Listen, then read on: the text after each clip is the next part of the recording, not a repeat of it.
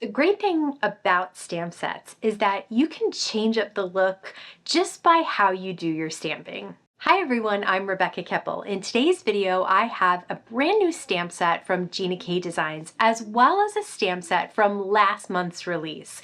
And I want to share 3 different ways to use stamps with different inks. So in today's video, we'll do monochromatic stamping, rainbow stamping, and layered stamping. Let's take a look at the brand new stamp set and then start out with monochromatic stamping. This is the Pretty Perches stamp set. You can get the stamp set or you can get the bundle that will come along with the dies. Each of the images is a silhouette image, lots of places where birds would like to perch, and then some birds as well and some sentiments. So I'm starting with a piece of stone cardstock from Gina K, and I have the tree image at the bottom of this cardstock. So it will fall off the bottom of the cardstock. It'll be flush to that bottom piece of paper there. And then I'm stamping it in black ink. Everything in this card is going to be stamped with black ink. So we're going to get that monochromatic look of black and gray. And then I'll just add a pop of color for a matte. I love the sentiment, is really pretty. It says thinking of you. I'm gonna add some little leaves on the tree and then a bird flying. So there are lots of options to add little flowers and little leaves and different birds as well. So I cut that monochromatic stamped card panel down to 4 by 5 1/4, and I'll mat it on some Tranquil Teal cardstock. Now let's use that same stamp set to do some rainbow stamping and see how it completely changes up the look of the card. This time I'll use the birdcage image from the Pretty Perches stamp set. And this time I'll do some rainbow stamping. So the birdcage is going to be my orange. I have this string hanging from the top. That's going to be my pink or red. Then I have the birds in yellow and green and some little flowers in blue. So I get all the colors on there, and it really does change the entire look of the card rather than being in monochromatic. The sentiment says here for you. I've added some more bluebirds, and then I'll just trim this down to 4 by 5 1/4.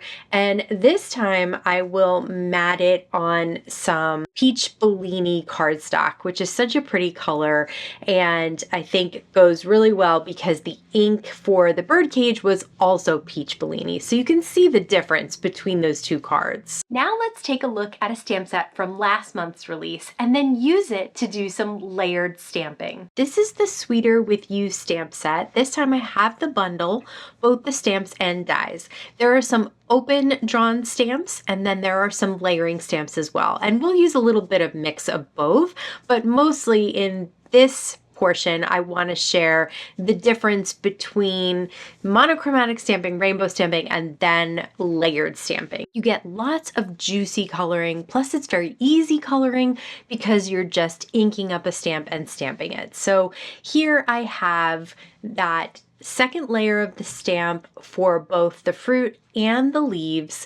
Then there's still this little opening that I decided to color in with some Olo markers. I'm still experimenting with those. I don't really know what I'm doing, so I'm not going to talk a lot about them, but hopefully in the future I'll be able to share more. So once I have my fruit all colored in and the top colored in and all the layered stamping done, you can just see how much more color you get with that layered stamping as opposed to the rainbow stamping or even the monochromatic stamping. I added a couple of the flowers from the stamp set and that sentiment that says life is sweeter with you.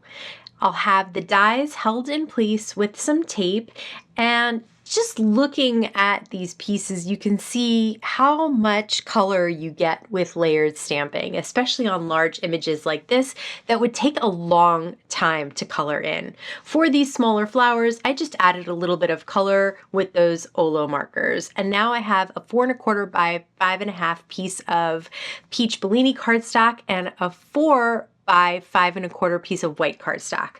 I am popping up everything on a thin dimension of foam adhesive. So it's not super far away from the background, but it does give a little lift, and you can see how just that touch of a shadow behind the elements really adds a little something to your card. Of course, there are tons of other stamping techniques, but I like these three because they're super simple and can be done with just a few colors of ink. But I'd love to hear what your favorite stamping technique is. Let me know in the comments below. As always, I want to thank you so much for stopping by and spending time with me today. Please stay safe, stay healthy, and I'll see you again soon.